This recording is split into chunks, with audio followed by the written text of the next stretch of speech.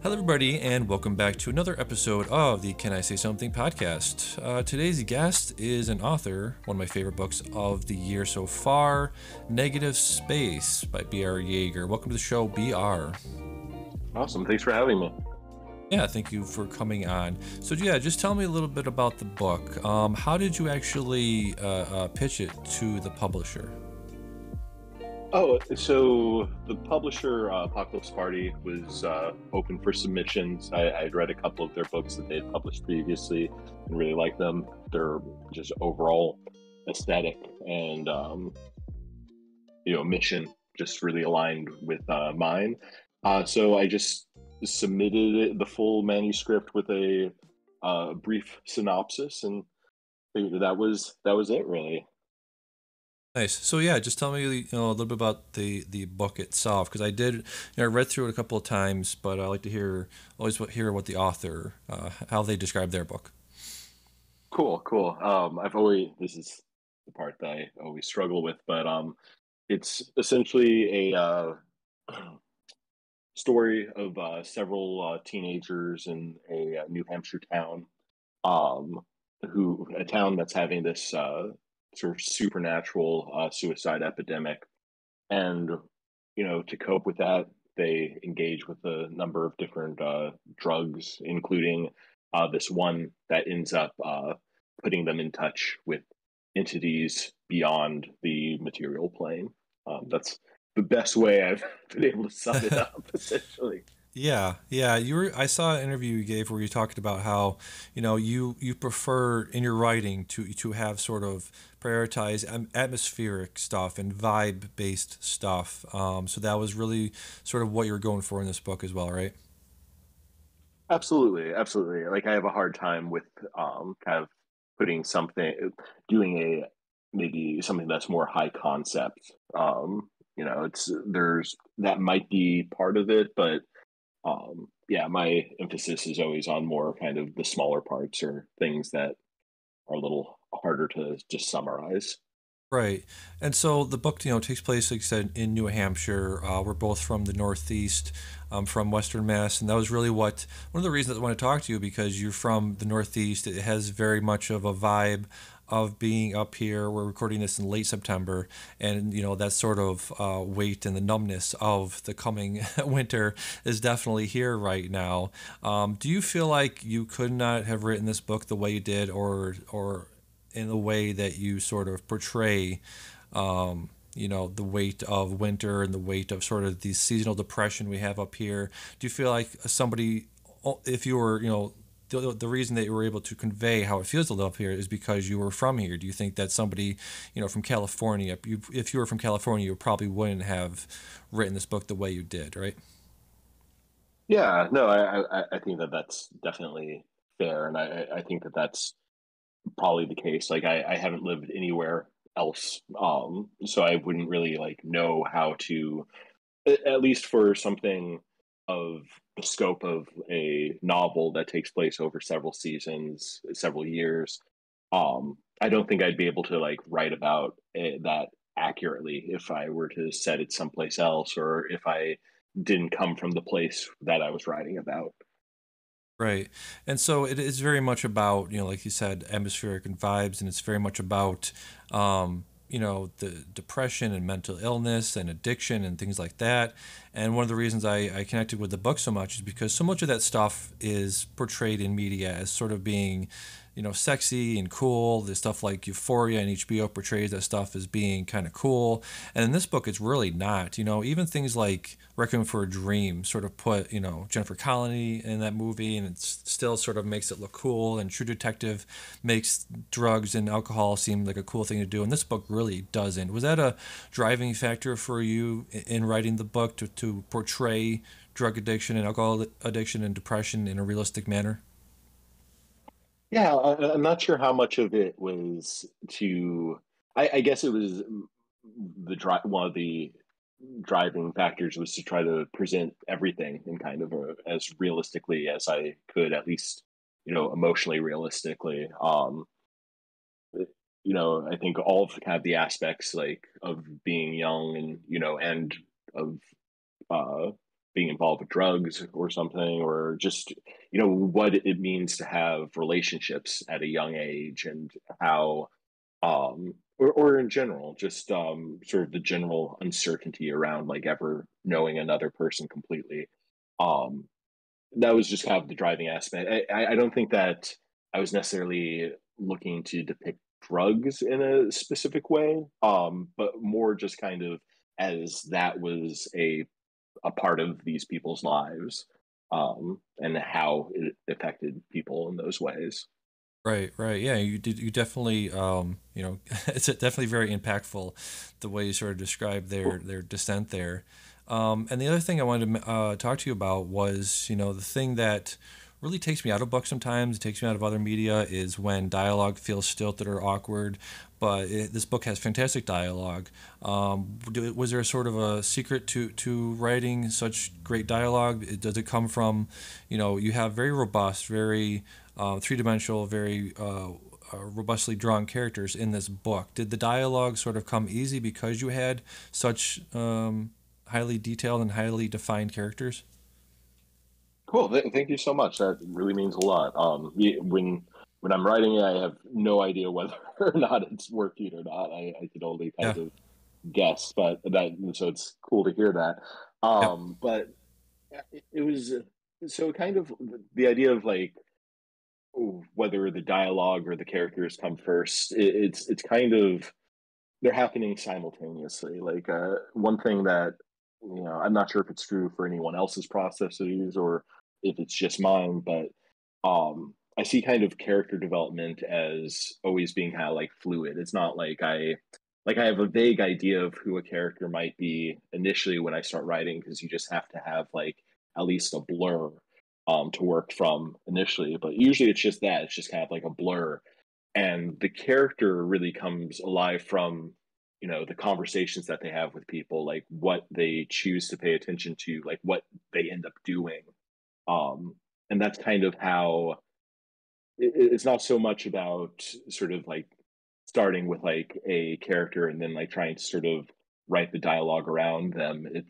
It feels a lot more natural to me. And I guess in terms of how I got to that point, really just like lots and lots of revision. Like with this book, there was just so much revision and, scrapping different parts, especially for dialogue, just Yeah. trying to sort of nail down like what people's voices are, what is a real thing to say as opposed to something that you may have like heard in a movie or something, because it's easy to get conditioned to just mimicking things that you hear in other media or read in other media, and not like what's actually, the conversations you've had or the conversations happening around you, if that makes any sense. Yeah, no, definitely it does. You're writing this book takes place, basically now-ish. Was there what was Can you talk about sort of the research project and talking about tone and talking about the characters, the way they talk? Or were you watching a lot of like teen-based media? Were you talking to people of that age? Because again, it's very realistic, it's very authentic in the way they speak. So can you talk a little bit about how you sort of researched, how teenagers act today? A lot of it ended up just being like having jobs around around Yeah, people who were of younger than me. It's like like a mixture of that, a mixture of just like remembering sort of conversations that I had with people when I was that age, and or things I overheard, or like I lived in an area with like multiple colleges, so it's yeah, when like the students are in, you're out and hearing conversations all over the place. So it's in terms of getting the voice, I think that probably informed it. Not so much in terms of like, I wouldn't say that there was like a lot of like formal research into what the kids are up to today or anything. yeah, It yeah. was just kind of like trying to sort of again, just trying to sort of like observe and try to be as true to that experience as my perspective possibly could. Was there talking about the characters themselves? Tyler is, probably could be described as the antagonist of the book. Not a great guy. When you're writing a character like that, do you have to have do you have to find the humanity in him, and do you have to feel sympathy for him while writing him? Yeah, I mean, I feel like otherwise they're only going to end up as a kind of like a flat caricature, Right. or at least like I don't necessarily have to agree with someone or I don't have to like necessarily like empathize, or I guess that's like the definition right there. But it's like I don't necessarily have to agree or think that what someone is doing is okay to kind of like try to understand what the motivations are or like how um someone may come to do these things that are really terrible because that's just how it is. I've known and been around people who genuinely think that they're like in the right and doing the correct thing and they end up doing like terrible things. So it's just that's a part of kind of being in this world and existing with other people and sort of just navigating life. Yeah, exactly. And another thing, point of the book about characters again that I was so blown away by was that I've been reading a few things by Grady Hendrix, and I was very surprised to learn that he was a male author because his female characters are so well defined, so well written, and yours as well. And I was wondering if there was sort of again a secret or a way that you have sort of navigated writing female characters in here, as opposed to do you look at other authors and the way they write and just say, okay, that's not great. I'm not gonna do that. Or do you just sort of craft them in the same way that you're crafting the male characters? Yeah, I mean, it's all about sort of just keeping in mind that each character is an individual. It is, it's they have their own, idea. Like as long as I'm kind of keeping the focus on that, this is like a just a person, Right. and that there isn't again, it's kind of like keeping away from like doing a character or like trying to have or like having like a flat affect. It's just all about sort of like trying to sort of see like you start with the assumption just that this is a person and what they might be navigating and what circumstances may create certain scenarios and how you know they may respond based on that and based on past experiences. Yeah. um I'm not sure how much that answers the question, but Yeah. No. it's all about just kind of like starting from like that's just one person. It's not a representative of a whole swath of people. It's just one person. It's all about sort of like how they see the world, and how their experiences inform that. Well said. I totally understand what you're saying. And then the other thing I thought you nailed really well about this book is, there's small towns in America are all just sort of dying in sort of the same way, in different degrees, right? But I think there's a certain, darkness and sort of like there's a cultish and sort of there's an occult, sort of tinge to the Northeast because of obviously the Salem witch trials, and there's just sort of this, Stephen King from Maine, and there's just all of this sort of black, badness that you're sort of tapping into here. And I was wondering if that was again sort of how much of that influenced your writing, being from the Northeast, and sort of is that why you sort of felt compelled to incorporate a lot of the occult tone into this book? Yeah, I mean, I feel like that probably just has to do with my interest in that in general, and Yeah. just I've just have been interested in sort of the macabre, if you will, like Right. since very early age. um and I think like part of that is important. Like obviously I knew about the Salem witch trials and like did like the field trip out to Salem and stuff like Right. that, to see like the recreations and things like that. And um I I'm not sure how it is for everyone, but I think just my imagination, like just to keep myself from being bored, as a kid, like my imagination would just kind of like graft itself onto sort of like, oh, these old cemeteries, these like very old, like ruinous, like farmlands. Yeah, It's like you're saying, it's kind of like a landscape that's uh, just sort of inherently ripe for that type of like speculation and make believe.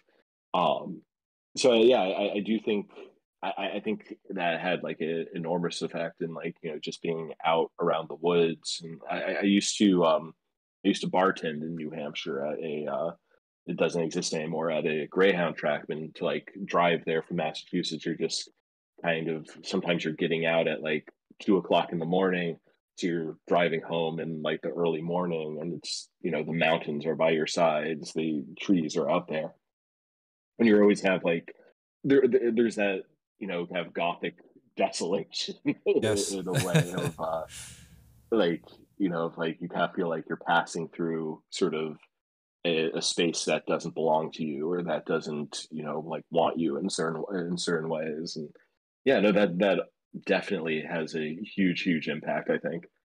Yeah, it's sort of that's the sort of the real world influences on the book in terms of fiction stuff you're reading, in terms of the stuff you're reading and watching. Can you sort of talk about the influences there in terms of authors and books and sort of maybe movies you're watching that sort of helped you craft this world? Yeah, definitely.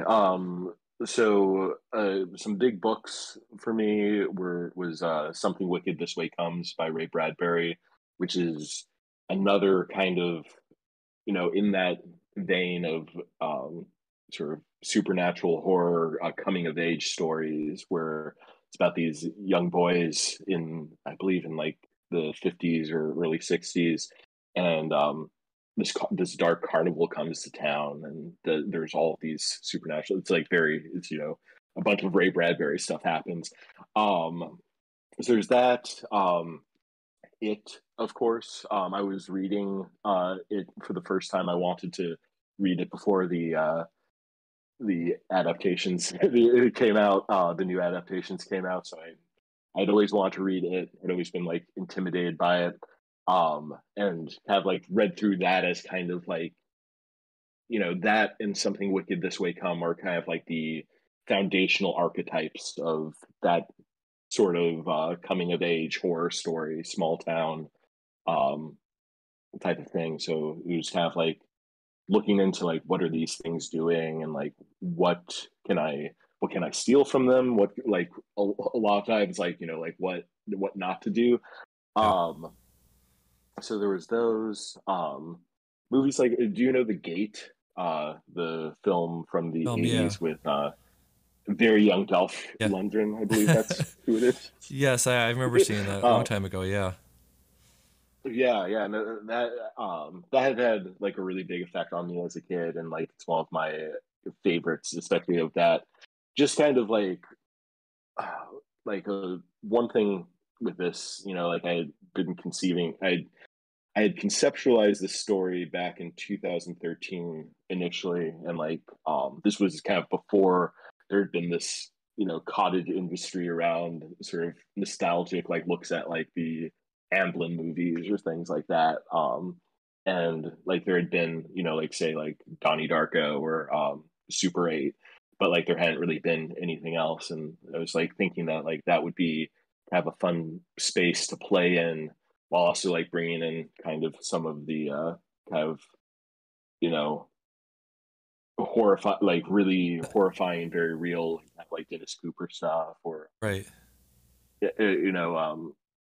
I came to this later, but gave me a lot of inspiration in terms of how to have how to sort of like blur, smudge and blur um things so that in terms of like atmosphere and vibe. But this book, The Orange Eats Creeps by Grace Grillanovich, um which is like this terrific book about it's like very plotless in a great way, but about Pacific Northwest, um like runaways, these like young teenage runaways who may or may not be vampires. They it's kind of the it's like that whole thing of is like, are they literally vampires or is that like more of a metaphor? Right. But it's a really cool book. In just in terms of like atmosphere and mood, it was like a really big influence. Um, yeah, I'm Nice. trying to. Yeah, no, There was a this, lot of yeah, things. There's a lot of yeah, things. yeah. I'll definitely go back and hopefully the listeners go back and write those down and check out everything you mentioned. You mentioned like I don't have this written down, but you mentioned like it's an Amblin thing, but with a darker tinge to it, and it definitely is that. You know, it feels like Kids on Bikes movie. Obviously, there's kids on bikes in the book. Definitely feel it has that Amblin sort of undertones to it, but then it also is this, like you said, this atmospheric sort of plotless thing to it. It sort of feels like to me. I've been reading a lot of Cormac McCarthy this year, so it feels like the Mm, child of God, sort of just like a yeah. meandering guy just in the wilderness, just trying to survive, and it is very much that at a certain point. And it gets me to my next question, which is at a certain point about midway through the book, I want people to read it, so I won't talk too much in detail about it, but there's this point at which you raise this sort of hope in Jill's character arc in her storyline, where you sort of have a spark of hope that she's going to get out of the town and stay out and stay alive and be prosperous, but then it doesn't go that way. And I was curious if there was any version of this book where there is some version of Jill or her storyline where she does sort of prosper, or anybody prospers at the end. Oh no, no, definitely No. not.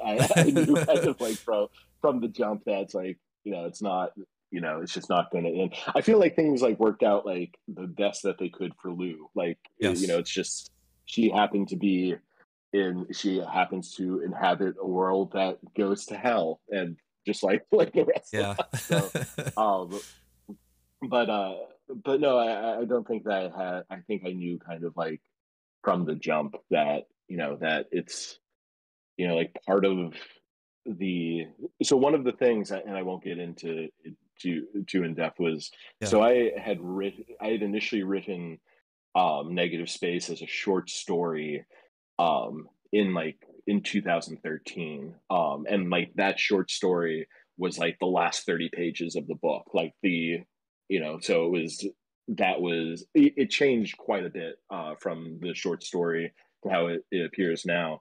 But I kind of like just knew that when I started thinking of it more as a potential novel, I knew that was going to be the ending, and that's how it was going to end up. So that it was there wasn't really any there wasn't any Yeah. other option. No.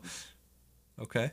And just talking about that in general, like I read the book and again, like I said, it's getting to that sort of spooky ooky season, but it's also just late September in New England is very cold, it's very dreary. And I was reading this as that stuff was sort of settling down around us, and sort of it took a while to shake off just reading it, writing it.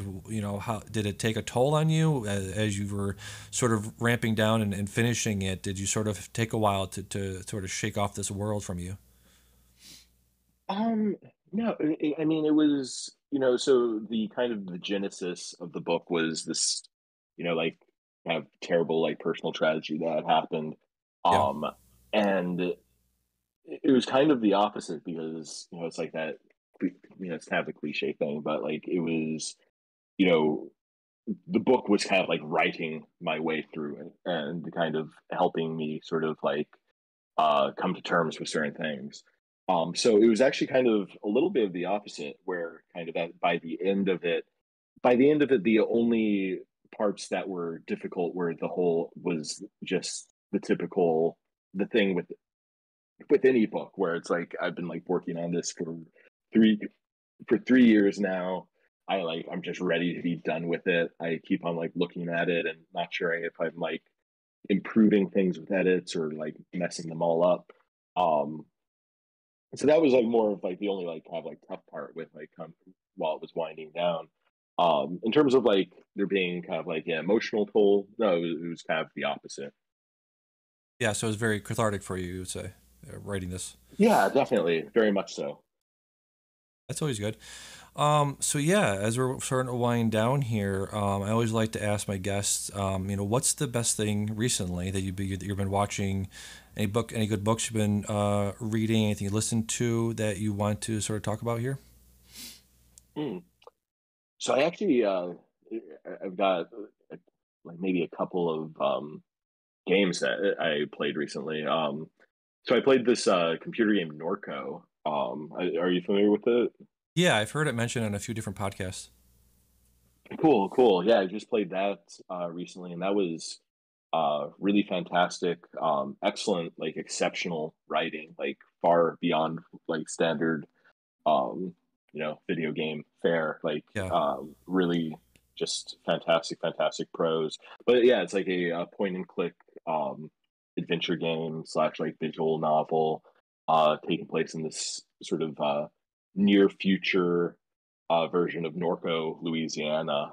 It's just very beautiful, very visually beautiful. In terms of sentiment, in terms of characters and relations to each other, just really, really fantastic. And that actually inspired me to go back. I recently have uh, set up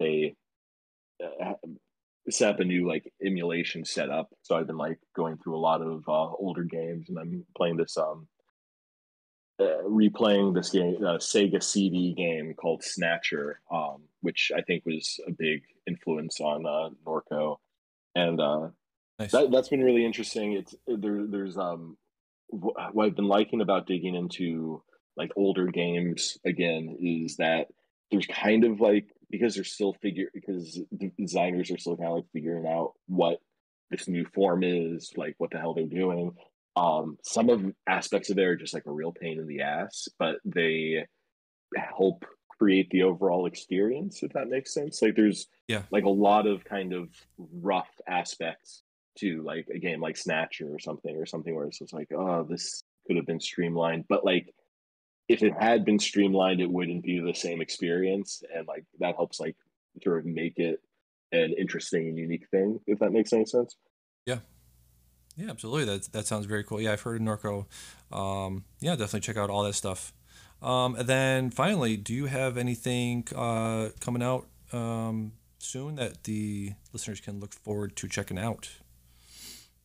Um Not necessarily in like the near future, but yeah, I guess we are like looking at 2023 now. So I've got a my first collection of short stories coming out in spring of 2023. Also through Apocalypse Party, who put out Negative Space. Really excited about that. Working on finishing that up right now. And in August, I've been collaborating a lot with my friend Nick, who's a Nick Verdi, who's a filmmaker. And I just acted in his latest feature length film that, hopefully I think he's looking to get it cut together all with like sound design and a score by early 2023. Who knows again about anything with distribution or anything like that. Yeah. Um, but yeah, those are kind of like the major things that I have coming out at any time soon. Nice. Yeah, I actually did check out some of Nick's stuff. It's good, and that the short that he did that people can see check out on YouTube. That short and sort of this book were like the reason why I talked to you because it sort of like reached into me. It was like, this is you. I see you. I see Yeah. your situation. I see the sort of environment you grew up in. So it's very very weird. And this is actually the first book I've been listening to audiobooks for a few years now. This is the first book that I picked up physically because there isn't. I don't believe there is an audiobook, correct, of Negative Space. No, no, we don't have the funds for that, Right. unfortunately. So this was the first physical book I picked up in a long time, and I flipped to the end, and it said you're from Berkshire County. And I was like, man, that is a weird coincidence that the first book out of like a few hundred that I've picked up physically that was written by somebody in the Northeast, which is very strange. Yeah. Yeah, that's very cool. That's very cool. Yes, Awesome. yes. Very evocative cover. Do you know off the top of your head the person that did the cover for this for Negative Space? Yes, yes, yes. It's Matthew. Oh my goodness. Sorry, my recall has been Yeah, that's okay. terrible. Revert. I believe that he's out of Gotcha. Australia. Oh, Um, interesting. but yeah, terrific cover designer. Yes, it's very good. So, yeah, I believe that we can wrap it up there, unless you have anything else you want to mention about negative Cool. space or anything. Yeah. I think I think I should be good. Thank you so much again for having this. This was great. Yeah, thank you for taking the time to come on here. So, yeah, for BR, I've been Damien. This has been Can I Say Something, and we'll see you again next time. Bye bye.